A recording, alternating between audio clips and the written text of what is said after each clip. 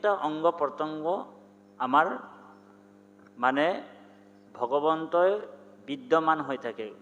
গৰুটো গোপদে বেদক বুজায়, পাল মানে ৰখীয়া। ভগৱানৰ নাম হৈছে গোপাল আৰু গৰু ৰখীয়া।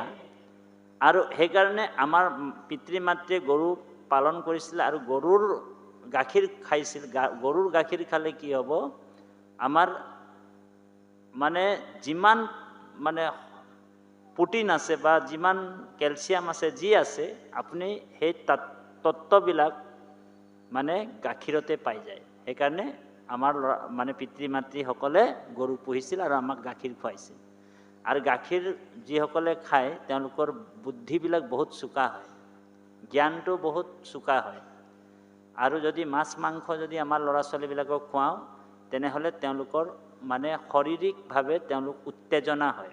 সেইকাৰণে অলপতে খং উঠে। আজিকালি ভকতবিলাকৰ বহুত খং, চাবচোন সমাজবিলাকত। কিয় ইমান খং? তাৰমানে আহাৰটো আমাৰ গণ্ডগোল হৈ আছে। আমি নামো গাইছোঁ, ঠিকে আছে, কিন্তু আহাৰটো আমাৰ গণ্ডগোল হৈ আছে। বোলে ঘৰত গৈ কিনি মাছে মাংসই দবা পিটা ঔ হৰি ঔ ৰাম।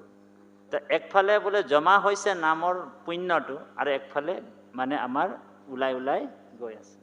তো সেইকাৰণে নাম গোৱা জন্তু এনেও সাত্বিক আহাৰ খাবই লাগে ঈশ্বৰৰ, কাৰণ ঈশ্বৰ কৈছে যে সৰ্বে ভূতেষু মানে হৃদয়ত মই আছোঁ।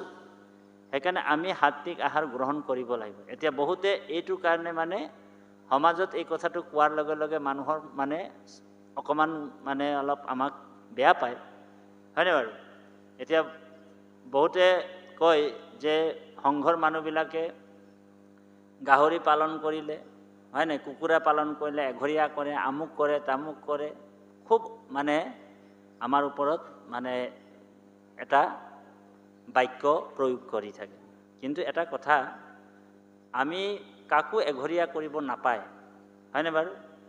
তেওঁৰ জীৱিকাৰ কাৰণে পালন কৰিছে, কৰক, কিন্তু যিটো জীৱ পালন কৰিছে সেই জীৱটো মানে সমাজৰ ফালৰ সমাজৰ উন্নতি সাধন কৰে নেকি? মানে যদি নকৰে, সমাজৰ যদি ক্ষতি কৰে, সেই জীৱটো আপুনি পালন কৰাৰ পিছত আপুনি সুখেৰে থাকিব পাৰিবনে বাৰু?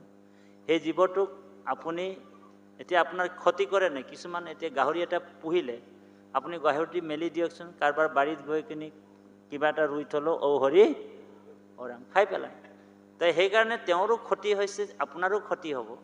গতিকে সেইটো যদি নকৰি আপুনি গৰু এটা পুহিছে, গৰুটো এৰাল দি কিনি ধুনীয়াকৈ যদি ঘাঁহ চাহ খুৱাই আপুনি ধুনীয়াকৈ ৰাখিছে, গৰুৰ গাখীৰটো